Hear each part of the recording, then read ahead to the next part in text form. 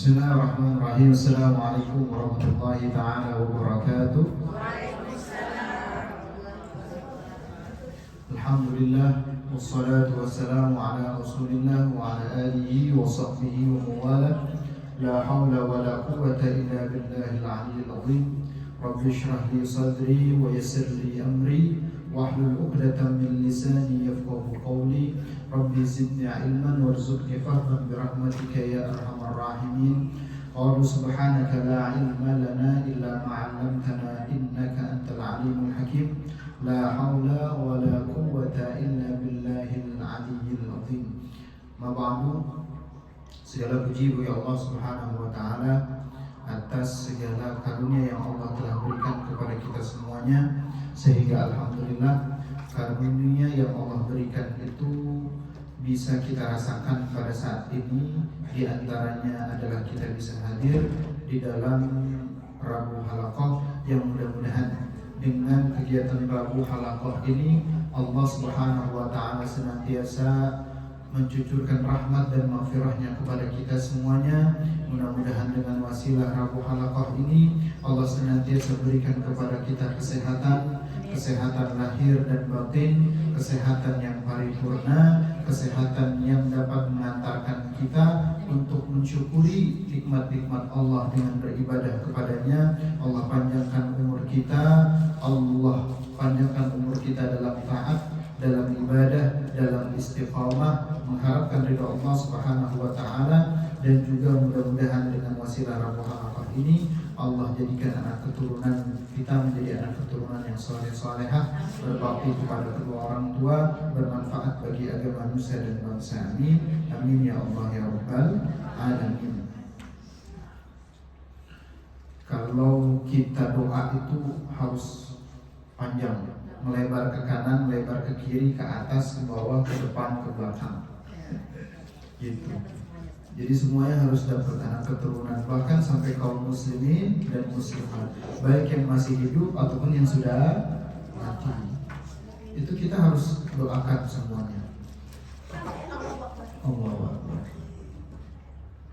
Jadi ada satu kisah lucu, saya sebutnya kisah lucu, bukan kisah horor terkait sama jin atau setan. Jadi waktu zaman mondok itu Bu, kita ini suka tahlilan. Ya, kita suka tahlilan. Kemudian ketika tahlilan itu Bu, biasa namanya anak santri masih pada kecil, tahlilannya suka bercanda. Ya, amin pun juga macam-macam. Amin, ada yang ikhlas, ada yang enggak. Kemudian ketika tahlilan pun juga ada yang bacanya ikhlas, ada yang enggak. Ya kan, ada yang bacanya teriak, ada yang bacanya pelan. Kemudian ada yang bacanya juga sambil bercanda segala macam. Ya, kita baca di satu kamar itu biasa setelah kita belajar malam, ya kan, selesai.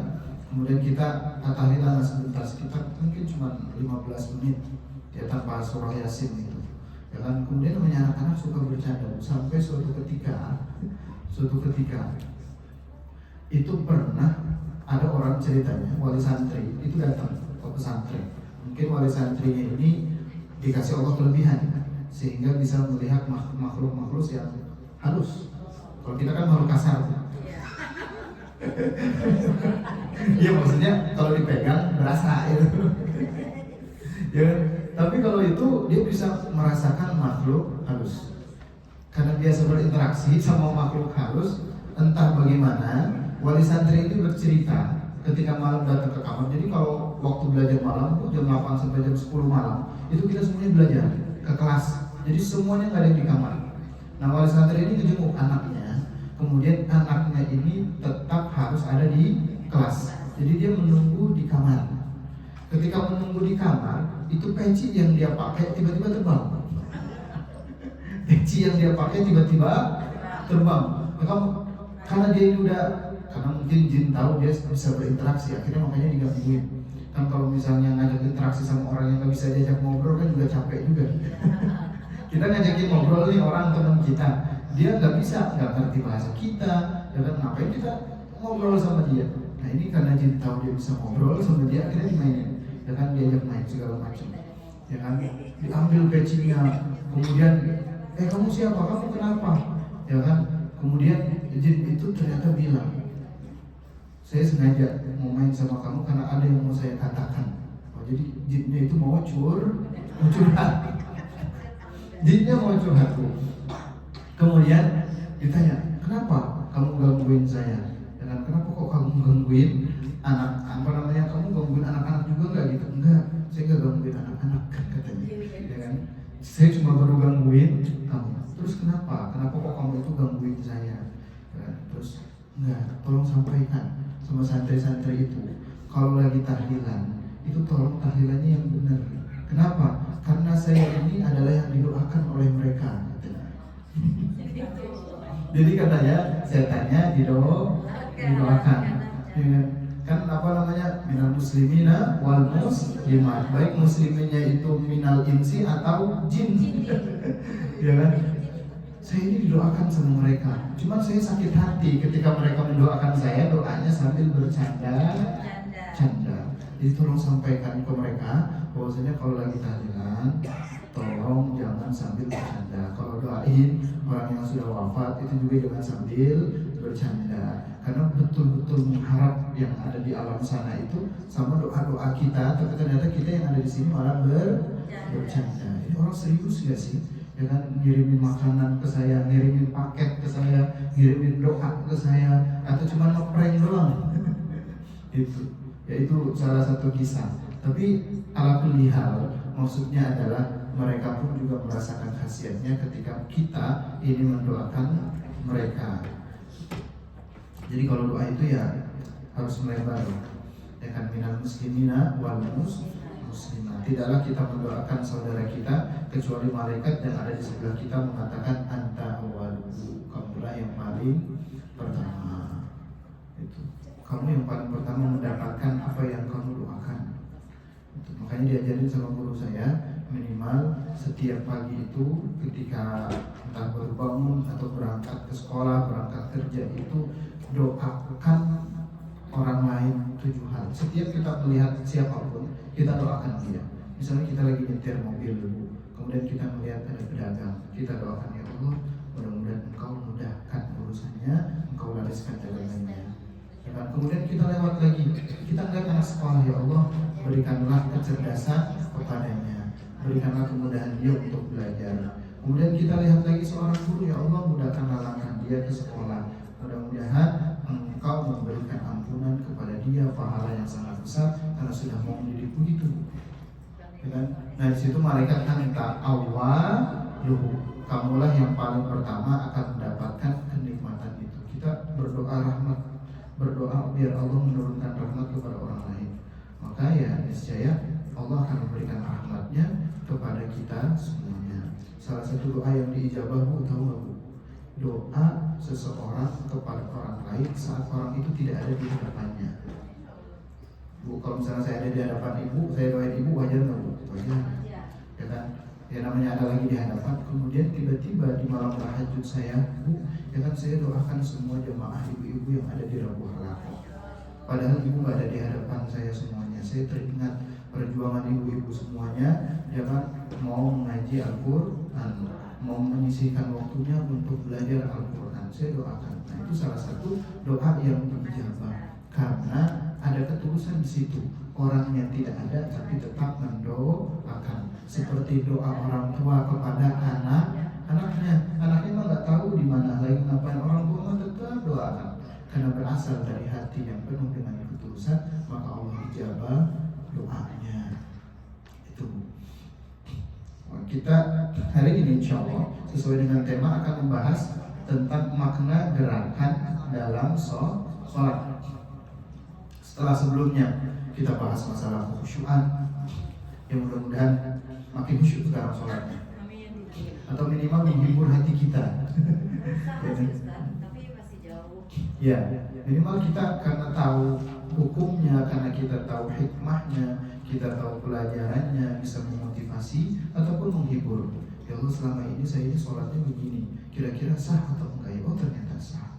Saya khusyuknya cuma takbiratul ihram, saya khusyuknya cuma di rakaat pertama, saya khusyuk di rakaat pertama, saya khusyuknya itu di tasyahud akhir menjelang pengen salam, ya kan?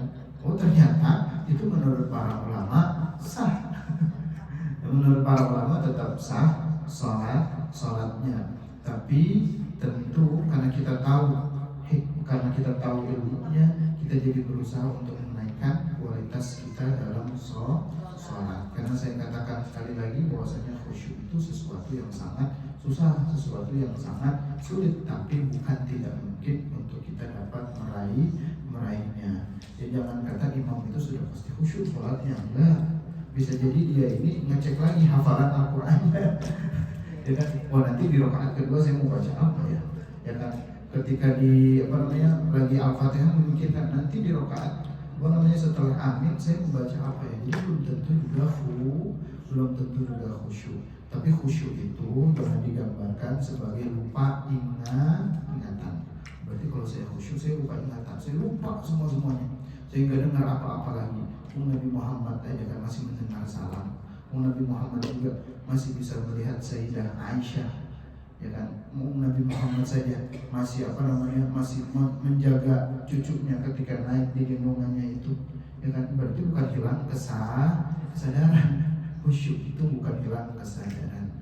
Khusyuk itu hanya fokus betul-betul ketika menghadap diri kepada Allah Subhanahu wa Ta'ala. Baik Bu, setelah sebelumnya kita bahas masalah kekhusyuan, mungkin di minggu kemarin sama Ustaz juga bahas bagaimana sholat itu merupakan sarana komunikasi seorang hamba terhadap Allah Subhanahu wa Ta'ala. Mulai dari bacaan-bacaannya, dari takbir, ya kan? Dari takbir ketika kita mengucapkan Allahu Akbar, apa maknanya? Kemudian di satu sisi kita juga harus tasbih, kita juga harus menghinakan, merendahkan diri kita di hadapan Allah Subhanahu wa Ta'ala. Kemudian bacaan-bacaan yang kita bacakan di dalam sholat itu semuanya memiliki makna yang begitu luar biasa. Tapi sholat itu bukan bacaan saja, sholat itu juga ada gerakan. Jadi sesuai dengan definisinya, aqwalun wa af'alun muftatahatun bitakbiri wa muftatamatun bitaslimi bisyara'it maksusatin. Yang namanya sholat itu adalah aqwal, ucapan. Jadi yang kita baca itu kan aqwal, sesuatu yang keluar dari mulut kita itu aqwal wa af'al, dan juga pekerjaan, aktivitas fisik, ya, gerakan tubuh kita. Aqwal wa af'al muhtatamah, yang diawali dengan takbir, dibuka dengan takbir dan ditutup dengan salam dengan syarat-syarat yang maksus, syarat-syarat yang khusus. Jadi ulama sudah mendefinisikan demikian rupa, karena sholat itu bukan cuma aqwal, bukan cuma ucapan, tapi juga ada gerakannya. Gerakannya tentu sebagaimana yang Rasulullah ajarkan kepada kita semuanya, sesuai dengan hadis shallu kama ra'aitumuni usalli, salatlah kalian sebagaimana kalian melihat aku salat. Sehingga salat gerakannya itu ulama itu kan berbeda-beda, karena ada yang melihat Rasulullah begini, ada yang melihat Rasulullah begitu salatnya, ada yang melihat Rasulullah itu bertakbir sampai di daun telinga sini, ada yang sampai pundak saja, sehingga berbeda-beda. Tapi ala kulli hal, semua gerakan salat itu ada ulama yang mengatakan bahwasanya itu bersifat yang tidak bisa dilogikakan. Jadi ada ulama tuh yang malaslah memperpanjang lebar urusan ini. Jadi dia mengatakan bahwasanya gerakan sholat yang kita lakukan itu dari Allah dan tidak perlu dipertanyakan lagi apa hikmahnya, karena sudah pasti ada hikmahnya. Jadi nggak usah dibahas lebih lanjut lagi apa makna dibalik setiap gerakan, karena itu sesuatu yang nggak bisa dilogikakan. Tapi ada ulama-ulama yang lain itu berusaha untuk mencari hikmah dibalik setiap gerakan yang kita lakukan dalam sholat. Ulama itu begitu. Ada yang kalau sudah diperintah sama Allah itu sudah sami'na wa ata'na dan nggak mau ngebahas lebih lanjut. Ada ulama yang sami'na wa ata'na sambil merenungi apa dan kenapa kok Allah memerintahkan saya begitu. Seperti contohnya Yasin. Nah, ulama tafsir berbeda pendapat. Ada yang mengatakan udahlah, wallahu a'lam bimuradihi bidzalik, Allah yang paling mengetahui makna Yasin. Jadi nggak usah dibahas lebih lanjut. ya, karena itu adalah sir rahasia dari Allah Subhanahu wa Ta'ala. Ulama yang lain itu berusaha, nggak bisa, pasti diturunkan itu ada hikmahnya. Kenapa kok tiba-tiba ya Yasin? Kalau kita cari di kamus bahasa Arab nggak akan ketemu apa makna Yasin, karena dia bukan bahasa Arab. Nah, jadi diturunkan pada masa itu, ya kan, ketika orang mendengar Yasin, Toha, Alif Lam Mim, itu kalimat-kalimat yang belum pernah didengar oleh orang Arab pada masa itu. Belum pernah ada yang dengar. Kemudian tiba-tiba Nabi bilang Yasin, ini bahasa mana? Akhirnya semua orang pada mau dengerin, ya kan, semua orang pada mau merhatiin. Kenapa? Karena kalimat itu berbeda dengan kalimat-kalimat lainnya yang belum pernah mereka dengar. Jadi Yasin itu salah satu hikmah yang menurut para ulama untuk menarik perhatian. Dan yang paling penting adalah kalimat selanjutnya. Artinya ketika Allah itu memfirmankan semacam Yasin, ya kan, yang dalam bahasa ulumul Quran sebagai al-huruful muqatta'ah fi awal surat, huruf-huruf yang terputus di dalam awal-awal surat itu, ya kan, itu kata ulama ketika Allah menurunkan ayat-ayat tersebut, itu biasanya Allah setelahnya membahas sesuatu yang sangat penting. Jadi Yasin itu hanya menarik perhatian, yang penting setelahnya. Alif Lam Mim itu hanya menarik perhatian, yang penting setelahnya. Karena bahasa itu berbeda dengan bahasa yang belum pernah didengar oleh orang-orang Arab pada saat itu, sehingga mereka ini mau mendengarkan. Beda sama kita, kalau mendapatkan informasi itu sudah kita tahu sebelum-sebelumnya. Betul Bu? Ya, kayak misalnya kita ngaji, belajar, kemudian pusatnya membahas tentang hadis idza mata ibnu adam inqata'in, saya udah tahu Ustaz. Tapi kalau misalnya disampaikan hadis yang lain, hadis yang belum pernah dia dengar, dia langsung, wah ini saya belum pernah dengar nih, apa nih? Itu manusiawi. Dengan sekalipun ya adabnya, ketika kita lagi ngaji sama orang lain, sekalipun kita alimnya luar biasa, pinternya luar biasa, kita harus mengkosongkan gelas kita dulu. Ya. Kalau saya dulu diajarkan sama guru-guru di pesantren itu, kalau ngaji sama guru itu usahakan, ya, ini bukan mimik, apa ya namanya, ekspresi kita itu seakan-akan mendengar ilmu pengetahuan tersebut pertama kalinya. Nah, biasanya kita ini kadang ketika pertama kali mendengar tuh excited, wah, ini seru banget nih. Kemudian kedua kalinya masih excited juga. Cuma kalau udah 3, 4, 5, Ustaz ini bahaya nih kerjain, ini bahaya gitu, yang dijelasin. Ya itu lagi. Tapi kalau misalnya kiainya udah sepuh, kalau kiainya udah sepuh biasanya yang dinasihati itu lagi. Itu. Makanya waktu saya ngajar di pesantren itu, saya anak-anak habis setoran Al-Quran. Sebelum setoran itu, saya baca dulu. Saya baca kitab, saya baca buku dulu, saya baca materi dulu. Ya kan, sesuatu yang baru yang anak-anak belum tahu. Ya kan? Akhirnya setelah anak-anak sudah selesai hafal, saya kumpulkan dulu sini. Cuma 5 menit, 10 menit saya cerita yang saya yakin anak-anak itu belum pernah dengar. Akhirnya kemudian hari anak-anak excited. Kemudian hari setelah anak-anak sudah selesai hafalan Al-Quran, mereka langsung maju ke depan saya. Ustaz, cerita apa lagi hari ini? Ya, semangat, karena ceritanya adalah sesuatu yang baru, excited. Terus sampai excitednya itu, Masya Allah, santri itu sampai ada yang pajang foto saya di kamar pesantrennya. Karena setiap hari itu selalu ada cerita baru, gara-gara cerita baru akhirnya anak-anak itu senang. Itu. Cuman kalau misalnya kita ini, kalau udah dengarnya itu terus, ya kan, kita udah dengarnya itu terus, itu kadang-kadang bikin kita ini bosan. Gitu. Nah, sama ketika Allah menurunkan Yasin itu untuk menarik perhatian. Kita lihat misalnya Alif Lam Mim, apa yang dibahas setelah Alif Lam Mim, surah Al-Baqarah. Dzalikal kitabul la raiba fihi, membahas tentang Al-Qur'an. Setelah Yasin apa yang dibahas? Wal Qur'anil Hakim. Itu tentang Al-Qur'an. Toha ma anzalna 'alaikal Qur'ana litashqa. Setelah Toha apa yang dibahas? Qur'an lagi. Betul nggak Bu? Alif Lam Mim tanzilul kitabi la raiba fihi min rabbil alamin. Tentang apa? Alkitab, tentang Al-Quran lagi.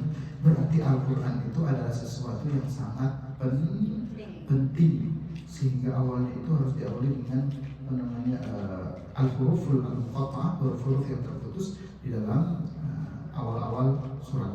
Tapi ada ulama itu yang berusaha untuk mencari maknanya. Oh, Yasin itu maknanya adalah ya sayyidal mursalin. Ya sayyidal mursalin itu artinya adalah wahai penghulu utusan-utusan Allah, para rasul. Maksudnya adalah Nabi Muhammad. Jadi itu Allah memanggil Nabi Muhammad dengan nama yang lain, dengan nama Yasin. Ulama akhirnya memberikan kesimpulan Yasin itu adalah salah satu nama Nabi Muhammad. Jadi begitu. Ada yang berusaha untuk menafsirkan karena pengen tahu hikmahnya. Ada juga yang udah diam. Ya, ulama itu diam, nggak pengen bahas lebih lanjut. Allah yang lebih tahu. Takutnya kalau dibahas lebih lanjut tafsirannya salah. Gitu. Jadi ulama itu dalam masalah gerakan sholat begitu. Ada yang udahlah nggak usah dibahas. Takutnya kalau misalnya dijelaskan nanti salah. Tapi ada ulama juga yang berusaha untuk memahami kenapa kok Allah menyuruh kita ini berdiri dalam sholat. Apa hikmah dari berdiri di dalam sholat? Kenapa kok kita ini sebelum takbir itu harus berdiri dulu? Nah, itu kan ada hikmahnya menurut para ulama. Gak bisa, karena ad-dinu aqlun. Agama itu adalah akal. Agama itu selalu mengajak akal kita ini untuk berdiskusi, ya kan, bukan mematahkan akal pikiran kita. Dalam beberapa hal memang ada amrun khariqul ada, suatu perkara yang keluar dari kebiasaan untuk menunjukkan betapa kuasanya Allah Subhanahu wa Ta'ala. Maka pada hari ini saya ingin menjelaskan secara singkat tentang makna gerakan dalam sholat, supaya kita bisa renungi bersama. Kenapa kok kita berdiri? Kenapa kok kita ruku? Kenapa kok kita i'tidal? Kenapa kok kita sujud?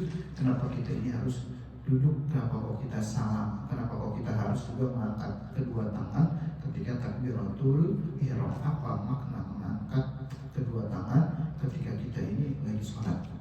Yang pertama, Bu, hikmah dan makna berdiri ketika kita sholat.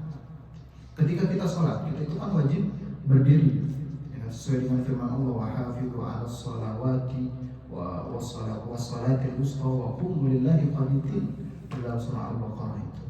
Ya kan? Hafidhu 'alas sholawati, jagalah oleh kamu as-sholawat, sholat.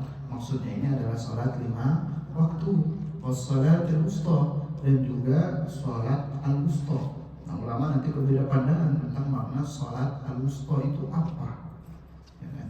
Tapi pendapat yang kuat, muktamad, itu adalah pendapat yang mengatakan bahwasanya sholat al-wusta itu adalah sholat asar.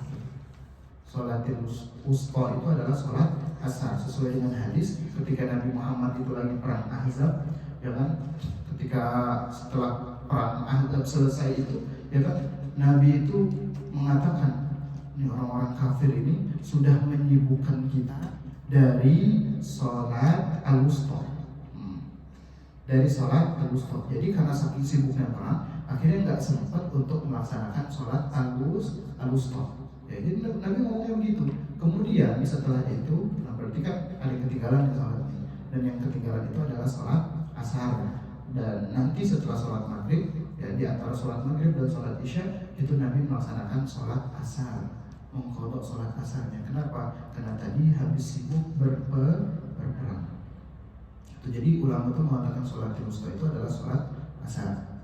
Ya, kalau misalnya kita ya relate juga sih, ya, biasanya itu habis asar itu jam-jam pengen pulang kerja, ya kan, jam-jam pengen pulang kerja, kemudian kena macet, apalagi kalau misalnya di Indonesia lah, ya, di Jakarta, ya kan, pulang kerja biasanya jam 4 sore, ya kan, jam 4 sore biasanya nanti ya sholatnya di rumah. Ketika ternyata pas lagi di jalan kena macet, akhirnya baru nyampe maghrib, ujung-ujungnya sholat asarnya di qadha. Ya, jadi banyak yang melalaikan sholat asar. Wa qumu lillahi qanitin, dan berdirilah menghadap Allah dalam kondisi engkau ini tunduk. Jadi berdiri itu wajib. Kata Nabi, sholli qa'iman, sholatlah engkau sambil berdiri. Fa illam tastati fa qa'idan, kalau misalnya engkau enggak bisa berdiri sambil duduk.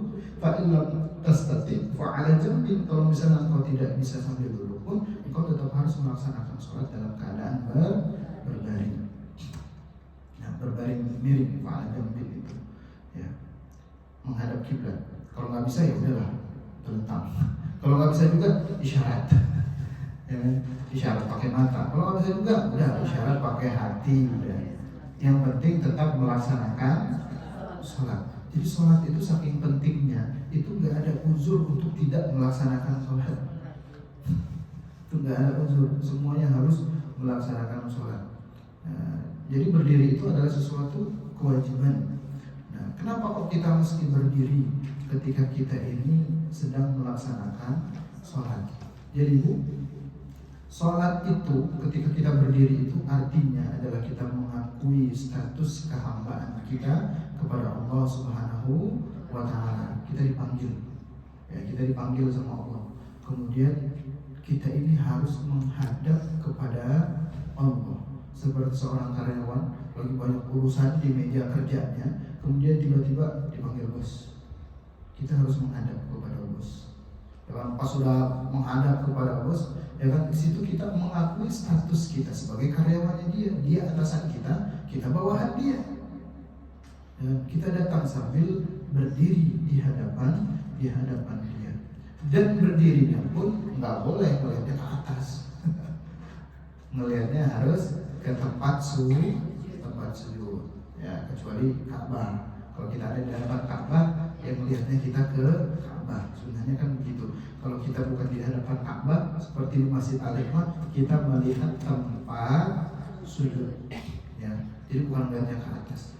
Nah, jadi hikmahnya dari kita berdiri ketika kita mau melaksanakan sholat adalah kita mengakui status kehambaan kita di hadapan Allah Subhanahu wa Ta'ala, sambil kita membayangkan kita ini menghadap kepada Allah itu bukan cuma di dunia, tapi juga nanti di akhirat.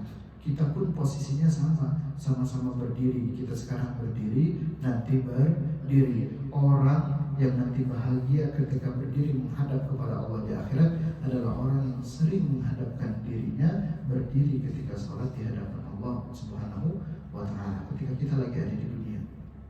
Jadi semakin sering kita berdiri, maksudnya sering kita sholat, berarti semakin kita tenang nanti berdiri ketika ada di akhirat. Ya, sebaliknya orang yang nggak mau berdiri menghadap Allah ketika di dunia dengan melaksanakan sholat, dia justru akan mendapatkan kesulitan ketika berdiri menghadap Allah di akhirat. Ya Allah, sekarang saya berdiri di hadapan Engkau di dunia, mungkin kondisinya nyaman, ya, ada AC-nya, adem, kalau lagi dingin ada heaternya. Tapi ya Allah, nanti ketika saya berdiri di hadapan Engkau di akhirat, mungkin tidak nyaman. Tapi ya Allah, mungkin karena wasilah saya berdiri sekarang, jadi Engkau juga membuat ketenangan kepada saya, memberikan ketenangan ketika saya berdiri di akhirat. Dan kita kan berdiri itu diam, ya, udah nggak ngomong-ngomong lagi, ya kan? Kalau sudah berdiri sholat, udah kita diam, benar-benar mengakui status kehambaan kita kepada Allah. Ya, nggak seperti orang-orang kafir. Orang-orang kafir itu ketika berdiri bahkan di akhirat pun mereka ini adalah yarji'u ba'duhum ila ba'dil qaul, masih berisik. Kenapa? Karena nggak tenang, khawatir. Itu di dalam surat Saba itu, walau tara idil zalimuna mawqufuna inda rabbihim. Andaikan kamu melihat ketika orang-orang zalim, orang-orang kafir itu mereka menghadap kepada pencipta mereka yang adalah Allah Subhanahu wa Ta'ala, yarji'u ba'duhum ila ba'dil qaul, maka sesama orang zalim itu, orang kafir itu akan saling menyalahkan antara satu dengan orang yang lain. Jadi berdirinya aja tidak merasakan ketenangan, ya kan? Lu sih, ya kan, ngajak gua maksiat, lu sih, ya kan, ngajak gua ini mabuk-mabukan, lu sih nggak ngajarin gua yang baik-baik, kan gitu. Engkau sih mengajarkan kepada saya sesuatu yang tidak baik ketika di dunia, sehingga saya nanti ketika saya di sini sekarang saya menjadi seperti ini. Oke, yarji'u ba'duhum ila ba'dil qaul. Ya kan, enggak tenang. Nyari siapa yang bisa disalahin. Ya, manusia kan begitu kan tabiatnya. Ketika salah enggak pengen salah sendirian. Akhirnya nyari orang yang sama-sama salah. Itu. Jadi ketika menghadap kepada Allah kita sambil berdiri, nanti ya kita tenang. Orang muslim akan tenang, orang yang banyak amal solehnya akan merasakan ketenangan karena terbiasa berdiri menghadap Allah ketika di dunia. Sedangkan orang kafir mereka sama-sama berdiri, tapi karena nggak terbiasa berdiri menghadap Allah ketika di dunia, akhirnya mereka ini yarji'u ba'duhum ila ba'din. Kalau nggak ada ketenangan, mereka justru malah mencari-cari orang untuk menjadi kambing hitam, menjadi alasan kenapa mereka salah. Dan Ibnu Rajab itu menggambarkan ketakutan para ulama ketika mereka sudah mulai berdiri menghadap kepada Allah Subhanahu wa taala ketika lagi di dunia, ketika pengen sholat. Mereka ini haba Rahman Azza wa Jalla ayyashudda nazrah. Mereka takut kepada Allah Subhanahu wa taala ketika pandangannya melenceng. Jadi ketika sudah berdiri, dengan sudah takbir, mereka ini takut kalau misalnya pandangannya itu menoleh kanan kiri, atau mereka bermain-main, ya bermain-main, ya nengok kanan, nengok kiri, ya kan. Itu kan banyak orang juga yang sholat itu kan gerakannya yang macam-macam, ya kan, kakinya digerak-gerakin, ya kan, atau sambil pratak-pratek, nungguin kan, ini enak. Dan kadang begitu dimainin terus tangannya, nanti lehernya diginiin, lagi sholat. Bermain-main atau mengobrol dengan batinnya sholat. Duh, nanti mau masak apa ya? Mikirin ngomong, ya kan, dia tanya sama dirinya sendiri, kemudian dijawab sama batinnya sendiri. Jadi ulama itu takut, kecuali jika dia lupa selagi sholat. Illa nasiyan madama fi sholati. Kalau misalnya lupa, ya kan, waduh, biasanya kita refleks ingat sesuatu itu karena refleks. Cuman kadang jeleknya itu kita kalau udah refleks, ya kan? Refleks ini kan udah karena terbiasa, ya kan? Kayak misalnya kunci kamar itu, ya kan, biasanya setelah dibuka, ya kan, kita nggak ambil ke dalam, refleks. Ya kan, ntar baru oh iya ternyata kunci masih di depan pintu rumah, bahaya nih, harus diambil. Itu kan karena refleks terbiasa begitu, ya kan. Ya itu nasian, ada sholat itu namanya karena lupa. Nah, biasanya kita ketika sholat itu refleks karena terbiasa seperti itu. Cuman jeleknya ini adalah ketika kita sudah ingat itu salah masih diterusin. Nah itu jeleknya. Terus, ya kan, sambil membayangkan bacaan kita ketika kita lagi sholat, memperhatikan gerakan kita dan juga memahami apa yang kita baca. Jangan malah diteruskan. Ya, ingat sesuatu diterusin. Ya. Iya susah, emang susah. Tapi ya mudah-mudahan bisa. Kadang-kadang kalau lagi banyak masalah itu bisa. Lagi banyak masalah itu bisa. Makanya kan ada orang yang komentar, saya tidak pernah melihat orang itu khusyuk sekali sholatnya, dengan yang lebih khusyuk daripada orang yang sholat di rumah sakit. Sujudnya lama, rukunya lama, sholatnya tumakninah. Kenapa? Karena dia itu betul-betul menghadapkan dirinya kepada Allah Subhanahu wa ta'ala. Jadi ketika kita berdiri, kita memenuhi panggilan Allah. Ya Allah, saya sudah siap memenuhi panggilan Engkau. Ya Allah, saya punya urusan, saya punya kesibukan, saya punya kerjaan. Tapi ketika sudah Engkau memanggil saya, maka saya datangkan jiwa dan raga saya untuk menghadap kepada Engkau. Itu makna dari ketika kita berdiri di dalam sholat. Jadi kita betul-betul menghadapkan diri kita, jiwa dan raga kita kepada Allah, untuk membuktikan bahwasanya ya Allah, saya ini hamba Engkau. Saya ini adalah hamba yang betul-betul ingin mendapatkan rahmat Engkau. Maka sesibuk apapun kerjaan saya, semuanya saya tinggalkan karena ingin mendapatkan undangan dari Engkau, ingin memenuhi panggilan Engkau, menghadapkan diri kepada Engkau, ya, supaya nanti itu mendapatkan rahmat dan maghfirah dari Allah Subhanahu wa ta'ala. Itu baru berdiri. Kemudian ketika berdiri itu kita siap-siap untuk takbir. Apa yang kita lakukan, Bu? Kita mengangkat kedua tangan. Kenapa kok kita ini mesti mengangkat tangan ketika takbir? Ulama itu berbeda pendapat. Ada yang bilang, kenapa kok harus mengangkat takbir? Supaya orang yang tidak bisa mendengar bacaan imam itu melihat bahwasanya imam sudah memulai sholatnya. Kalau dulu nggak ada speaker, kalau sekarang kan sudah ada speaker, ya kan? Jadi hikmah ini tuh udah kurang relevan, ya kan? Oh dulu itu kenapa harus mengangkat tangan? Karena belum ada speaker. Jadi orang tuh mungkin di soft kedua, soft ketiga, soft keempat itu nggak bisa mendengar suara imam. Mereka cuma bisa melihat gerakan imam. Oh tandanya imam sudah memulai sholatnya. Gitu. Kemudian ada ulama yang lain mengatakan, Imam An-Nawawi, beliau mengatakan bahwasanya waqila huwa istislamun qiyam. Ketika kita mengangkat kedua tangan, itu adalah bentuk kepasrahan dan ketundukan kita kepada Allah Subhanahu wa taala. Digambarkan contohnya sama Imam Nawawi, wa kana al-asiru idza ghalaba tawanan. Kalau sudah kalah perangnya, apa yang dilakukan? Madda yadayhi. Dia mengangkat kedua tangannya, alamatan listislamihi, sebagai tanda bahwasanya dia sudah menyerah. Jadi bentuk kepasrahan dan ketundukan kita itu digambarkan dengan Allahu Akbar. Ya Allah, saya sudah pasrah, saya sudah menyerah, saya sudah berserah, menyerahkan sepenuhnya semua urusan saya kepada Engkau. Kemudian dilanjutkan sama Imam An-Nawawi, wa huwa isyaratun ila tarhi umurid dunya wal iqbal bi kulliyatihi ala salati. Nah, kata Imam An-Nawawi, dia juga menjadi isyarat bahwasanya ketika kita takbir mengangkat kedua tangan itu sebagai bentuk isyarat kita meninggalkan urusan dunia di belakang dan mengedepankan urusan untuk mendapatkan keridhaan Allah Subhanahu wa taala. Jadi ketika Allah, urusan dunia di belakang, saya tinggalin semuanya ya Allah. Pertama saya menghadap kepada Engkau dengan berdiri, artinya bahwasanya saya siap memenuhi panggilan Engkau. Kemudian dan saya sudah serahkan semua urusan saya kepada Engkau. Jadi itu isyaratnya. Seperti orang yang dia tadi kalah perang, ya kan, mereka kan angkat tangannya biasanya kan begitu.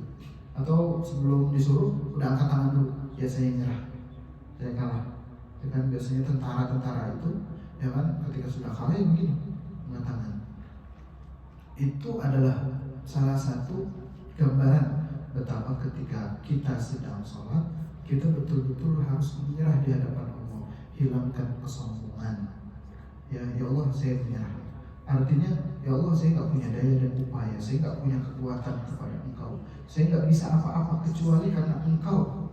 Ya, la haula wala quwata illa billah. Makanya bacaannya Allahu Akbar. Engkau besar ya Allah, saya kecil, saya nggak punya apa-apa. Saya pun bisa ada di posisi seperti saat ini karena Engkau. Jadi ketika takbir itu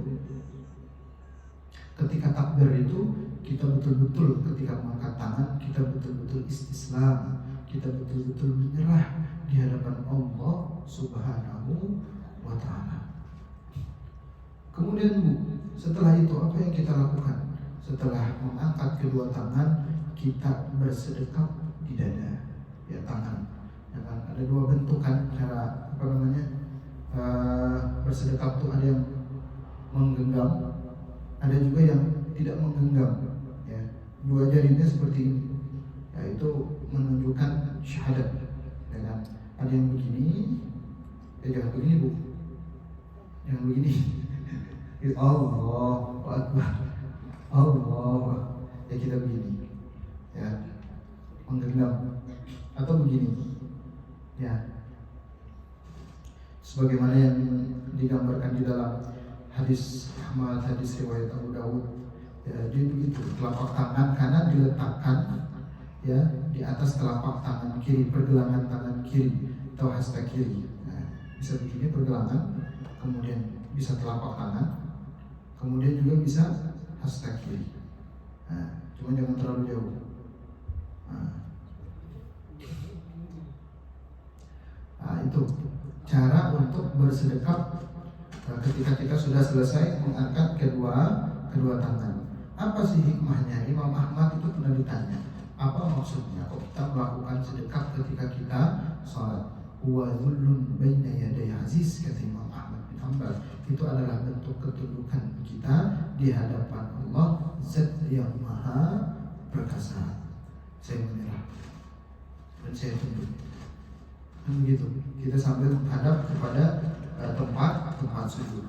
Jadi ya kayak misalnya anak itu kan di hadapan orang tua itu harusnya kan seperti itu, ya kan? Ketika dibilangin tunduk, ya kan? Kalau zaman dulu, kalau zaman sekarang anak-anak disuruh tunduk protes juga. Gitu. Jadi pendekatannya itu berbeda. Kalau zaman dulu itu saking ketatnya, ya kan? Anak itu kalau dibilangin itu harus menundukkan kepala, nggak boleh membusungkan dadanya, apalagi menengadahkan kepalanya di hadapan orang tuanya. Kenapa? Karena itu tidak menunjukkan ketundukan. Jadi tunduk itu iya ma, iya bi, iya ya, iya. Jangan malah udah ayah melotot, ya anaknya juga melotot, ngeliatin mata ayahnya. Kalau ayahnya emosian digapok. Nah itu. Jadi ketika kita sudah Islam, maka kita ini dzulum baina yaday aziz. Kita menunjukkan kehinaan kita. Ya Allah, saya terima semuanya. Saya terima semua apa yang Engkau berikan kepada saya. Saya sudah terima apa yang Engkau akan berikan kepada saya, apa yang telah Engkau berikan kepada saya. Itu betul-betul ketundukan. Kemudian setelah itu kita ruku. Nah, ruku ini kan penting. Ruku itu warka'u ma'ar rokin. Salat itu kalau digambarkan di dalam Al-Quran itu sebutnya dengan ruku. Warka'u ma'ar rokin. Rukulah bersama orang yang ruku. Maksudnya adalah salatlah bersama dengan orang-orang yang salat. Ya, saking pentingnya ruku ini juga orang itu kalau masih dapat rukunya imam masih dihitung 1 rakaat. Kalau sudah kehilangan, seperti kisah Sayyidina Ali ketika pengen sholat berjamaah subuh, ya kan? Itu kan ada orang Yahudi di depannya itu sudah tua renta, ya kan, jalannya mana nggak nengok belakang, kan ada orang yang di belakang. Sayyidina Ali saking sopannya sama orang tua, ya kan, nggak mikir apa itu agamanya dia itu nggak mau melangkahi orang tua. Akhirnya jalannya tetap di belakang. Kirain mah pengen sholat, ternyata kami sudah sampai masjid dia terus aja. Waduh.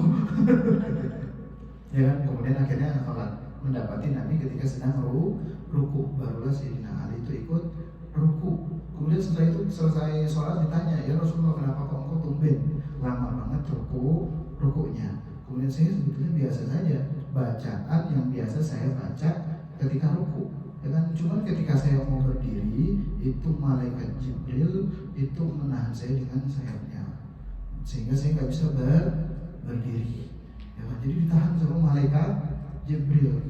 Kemudian ketika dan Nabi itu nggak nanya, Jibril, kenapa?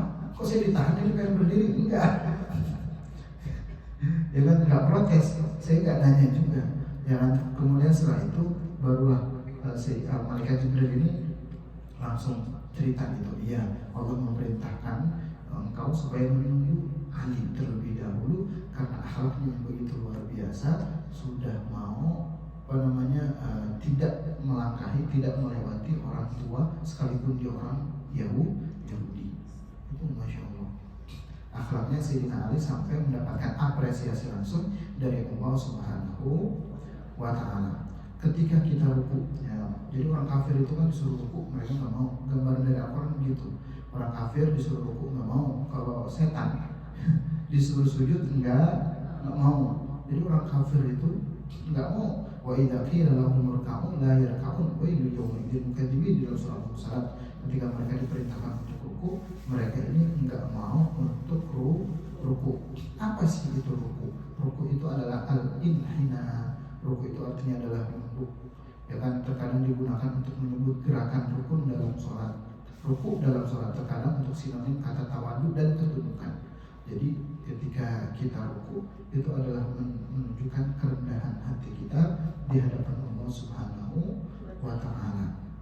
Nah, jadi tawadu, jangan sampai ada kesombongan. Kita lagi ruku itu menunjukkan ketawaduan kita, kerendahan hati kita. Ya kan? Bukan karena kita emang tawadu, karena tapi karena memang kita betul-betul nggak punya kelebihan di hadapan Allah Subhanahu wa Ta'ala. Kemudian sujud, Bu, Apa sih makna sujud? Nah, kalau ini udah jelas lah. Aqrabu ma yakunul 'abdu min rabbih wa huwa sajidun fa'fir du'a. Ya, jadi posisi yang paling dekat Allah kepada hambanya itu adalah ketika kita sujud. Ini adalah posisi tunduk dengan penuh totalitas. Artinya apa? Tadi tunduk, tadi pasrah, tadi menyerah segala macam, dan semuanya itu sebelum menuju kepada ketundukan yang totalitas, kita harus secara step by step menundukkan jiwa raga kita di hadapan Allah Subhanahu wa Ta'ala. Jadi Allah nggak memerintahkan kita langsung tunduk totalitas, tapi Allah memerintahkan kepada kita perlahan-lahan.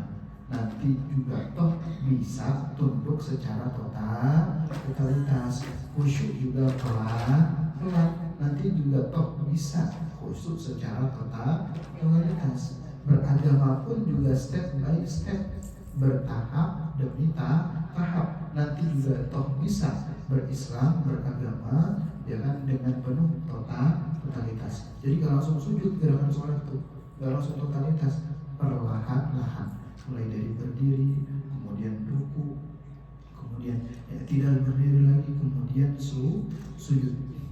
Nah, jadi itu hikmahnya adalah bahwasanya untuk tunduk secara totalitas kepada Allah harus melalui proses. Kemudian duduk. Habis itu kita sujud. Setelah sujud kita duduk.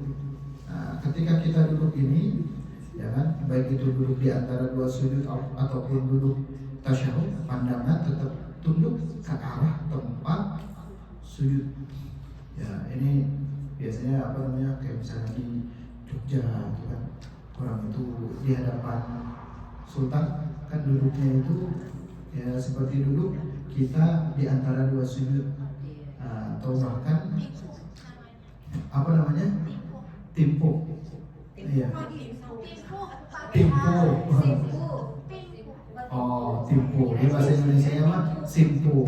Ya kan, bersimpu di hadapan Allah Subhanahu wa Ta'ala. Ketika kita sudah menunjukkan ketundukan kita secara totalitas kepada Allah dengan sujud, kemudian kita berdiri dengan bersimpu. Kita ini bangkit lagi dengan kita bersimpu di hadapan Allah Subhanahu wa Ta'ala. Itu adalah adab, ya, duduk yang penuh dengan adab kepada Allah sambil kita mengingat kembali bahwasanya tiada Tuhan selain Allah. Saya bersaksi, kan begitu. Saya bersaksi bahwasanya tiada Tuhan selain Allah dan Nabi Muhammad itu adalah utusan Allah Subhanahu wa Ta'ala. Kemudian mengacungkan telunjuk ketika tasyahud. Jadi kan Rasulullah itu berisyarat dengan jari telunjuknya ke arah kiblat dan beliau mengarahkan pandangannya ke arah jarinya. Jadi nanti jarinya ketika sudah diacungkan telunjuknya, ya kan, beliau mengarahkan pandangan ke arah jarinya, ya, telunjuknya. Di dalam hadis itu Nabi mengatakan ketika Ibnu Umar tasyahud, ya kan, beliau mengisyaratkan dengan telunjuknya. Nabi mengatakan isyarat itu lebih ditakuti setan daripada besi. Jadi telunjuk kita telunjuk orang mukmin yang mengakui keesaan Allah Subhanahu wa Ta'ala ini lebih ditakuti daripada setan itu melihat besi-besi yang keras. Tangan kita ya orang baik, ya kan, karena besi juga patah, ya kan, lebih kerasan besi lah, ya kan. Cuman setan lebih takut sama tangan kita yang lemah ini daripada ketemu sama. Kenapa? Karena kita sudah isi ini dengan tauhid, kita sudah isi ini dengan pengakuan bahwasanya tiada Tuhan selain Allah Subhanahu wa Ta'ala. Kemudian setelah itu salam. Kita ngapain sih salam? Ya, salam kan ke kanan, wajibnya. Adapun ke kiri itu sunnahnya. Kenapa kita harus ke kanan, ke kiri, ya kan? Itu supaya ketika kita selesai sholat, Allah mengingatkan, hubunganmu itu bukan cuma hubungan kamu kepadaku, tapi juga hubungan kepada sesama manusia. Setelah kamu menghadap kepadaku, jangan lupa untuk bersosial dengan baik kepada orang-orang yang ada di sebelah kanan, kepada orang-orang yang ada ada di sebelah kiri. Karena agamaku indah ketika kamu menampilkan akhlak-akhlak yang baik kepada manusia. Jadi ketika salam itu ya kan, di kanan kiri saya ada nggak yang kelaparan, di kanan kiri saya ini ada nggak yang butuh bantuan. Bahwasanya hidup kita ini bukan cuma beribadah kepada Allah dengan sholat, tapi bisa jadi beribadah kepada Allah dengan kita memperhatikan orang-orang yang ada di sekitar kita. Jangan sampai nanti kita jadi orang-orang yang Allah itu menegur kita di akhirat. Ya kan, aku ini lapar, kenapa kok kamu nggak memberikan aku makan? Ya Allah, gimana mungkin kau lapar? Kau itu kan nggak pernah makan, kau itu nggak makan, kau itu nggak minum, kenapa kau itu minta dikasih makan sama kami? Bukan aku yang lapar, kata Allah. Hamba-hambaku ketika lapar kamu kemana? Hamba-hambaku ketika butuh bantuan kamu kemana? Hamba-hambaku ketika haus kamu kemana? Hamba-hambaku ketika butuh sama kamu itu kemana? Ya kan? Jadi Allah senang ketika hambanya itu dibantu sama kita. Wallahu fi auni al-abdi ma dama al-abdu fi auni akhihi.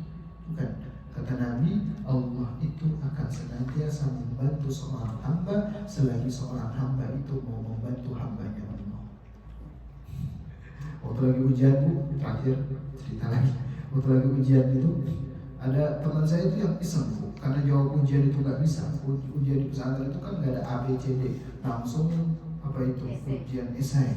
Ya kan, langsung dikasih 20 soal semuanya esai. Dan Masya Allah itu, jadi kebetulan yang ngajar itu memang anak kiai, ya kan, yang sekarang sudah jadi kiai, ya kan. Dan beliau itu Masya Allah kalau mengajarkan, kalau menulis buku, kalau menulis apa, itu salah satu adabnya beliau yang saya perhatikan itu, beliau itu selalu tidak pernah menyingkat sallallahu alaihi wasallam. Kadang-kadang sekarang kan SAW, salam kalau bahasa Arab, ya kan. Beliau ini selalu menulis itu lengkap, ya kan. Kadang kan capek juga kan nulis itu terus, ya kan, lengkap. Cuman adabnya beliau itu kalau menulis buku atau menulis kitab atau menulis semacam makalah untuk pelajaran anak-anak santri, beliau selalu lengkap menulisnya. Dan beliau pernah mengatakan, karena saya ini mau dianggap sebagai umat yang beradab kepada Rasulullah Shallallahu Alaihi Wasallam. Nah, guru ini beliau namanya Gus Faiz. Beliau itu pernah cerita, ini saya kemarin anak-anakku, saya itu mendapatkan kertas jawaban. Di situ ada hadis Nabi Shallallahu Alaihi Wasallam. Lembar jawabannya kosong katanya. Kalaupun ada jawaban itu pasti salah. Cuman di akhir dia tulis wallahu fi aunil abdi madamal abdu fi auni akhi. Seakan-akan santri itu pengen bilang, Gus, kalau Gus bantuin saya ngasih nilai yang bagus, maka Allah akan mempermudah urusan Gus. Ya kan? Cuman karena adabnya itu luar biasa, ya kan, Gus Faiz itu beliau sampai mengatakan, karena hadis itu ada di lembar jawaban yang tadinya saya pengen ngasih nilai 5, saya kasih dia nilai 8.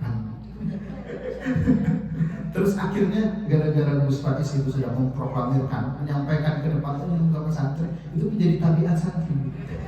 Jadi ketika selesai, ya kan, itu imam jawabannya benar atau salah, ya kan, jawabannya itu dia sudah yakin, ya kan, dia itu pengen, ya kan, itu seperti yang dikatakan oleh, ya siapa tahu ustadznya ini baik, ya kan, kita tulis Allahu fi aunil abdi ma damal abdu fi auni akhi, ya kan, lembar jawaban sudah penuh, baru ditulis hadisnya, ya kan. Wah, itu langsung dapat nilai plus. Ustadz pun juga takut, kiainya aja takut sama hadis Nabi, ya kan, masa ustadz yang baru lulus kemarin itu nggak menghargai hadis Nabi. Tapi prinsipnya begitu, Bu. Kalau kita ini salam tadi yang salam, kita memperhatikan orang-orang di sekitar kita, maka Allah akan mudahkan segala urusan kita. Allah akan bersama dengan hamba, Allah akan menolong seorang hamba selagi hamba tersebut menolong hamba Allah yang lain. Mudah-mudahan dari gerakan-gerakan sholat ini, kita yang sudah mempelajari hikmah-hikmahnya, tentu hikmahnya akan semakin banyak nanti diketahui oleh para ulama. Belum lagi hikmah kesehatan. Cuma karena saya bukan bidang kesehatan, ya silahkan ibu cari jurnal dan penelitiannya, itu pasti ada hikmah tentang dibalik gerakan-gerakan sholat sesuai dengan perspektif kesehatan yang sudah banyak itu saya baca, ya kan, tentu akan ada banyak hikmah, ya kan, dari kesehatan, dari dari psikologis, ya kan, kemudian Ya banyak hal yang kita bisa ambil dari hikmah gerakan. Jadi ala kulli hal, dalam sholat itu bukan cuma bacaan, tapi juga ada gerakan dan semuanya ada hikmah. Dan hikmah ini hanya bisa diambil oleh orang-orang yang dikehendaki oleh Allah Subhanahu wa Ta'ala. Dan mudah-mudahan kita adalah salah satu dari hamba-hamba Allah yang mendapatkan dan mengetahui hikmah-hikmah tersebut, sehingga ketika kita beribadah sholat menghadap kepada Allah, kita ini karena sudah tahu maknanya, kita sudah tahu faedahnya, kita ini betul-betul menghadapkan diri kita, bukan cuma raga kita saja,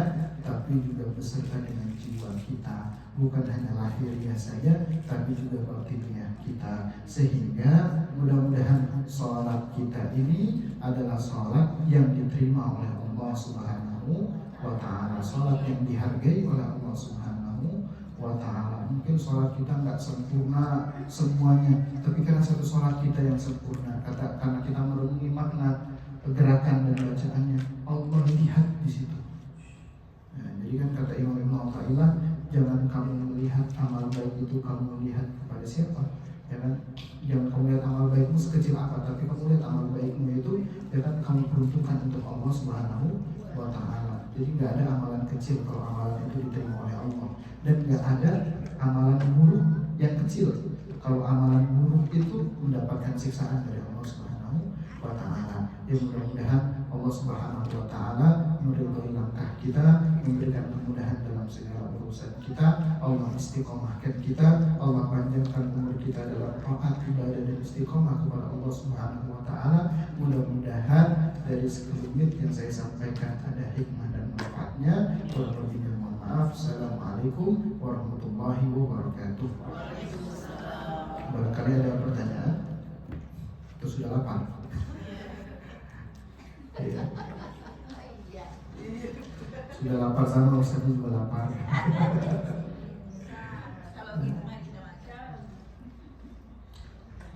Iya, silakan Bu. Iya, sama-sama Ibu. Ada yang mau nanya?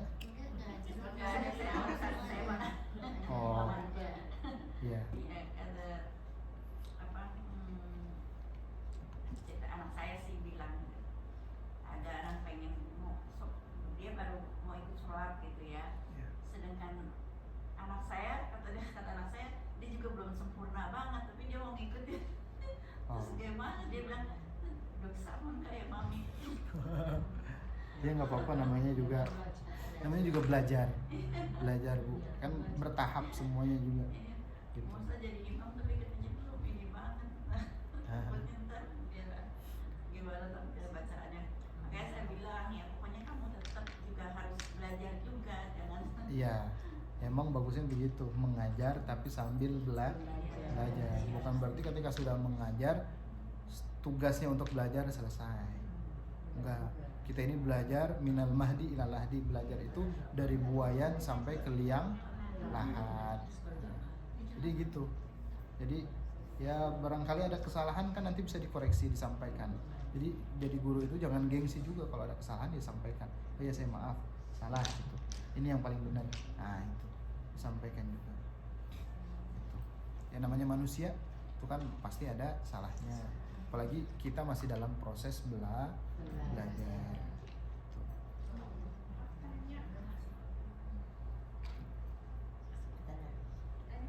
Iya boleh. Pak, tasyahud awal terus langsung berdiri aja gimana? Diulangi lagi atau dari gerakan pertama atau? Kalau lupa tasyahud awal itu silakan sujud sahwi bisa. Sujud sahwi. Jadi sujud sahwi itu bisa dilaksanakan sebelum salam ataupun setelah salam. 2 kali ya Pak? Ya 2 kali. Itu sujud sahwi bisa dilaksanakan dengan itu. Ya kan Nabi pun juga pernah kan, yaitu maksudnya jadi hikmah, jadi pelajaran, jadi syariat. Nabi juga kan pernah sholat itu kelebihan rokaat. Kemudian ditegur sama sahabat. Kata Nabi, ya saya manusia seperti kalian yang mungkin saja bisa lupa. Ya kan akhirnya Nabi setelah selesai salam langsung sujud sahwi. Nah itu sahwi kan secara bahasa artinya lupa. Jadi sujud yang dilakukan karena kita lupa 2 kali. 2 kali. Jadi bisa sebelum salam. Kalau ingatnya sebelum salam, ya sebelum salam. Kalau ingatnya setelah salam, kadang baru ada yang ngingetin, ya setelah salam juga nggak apa-apa.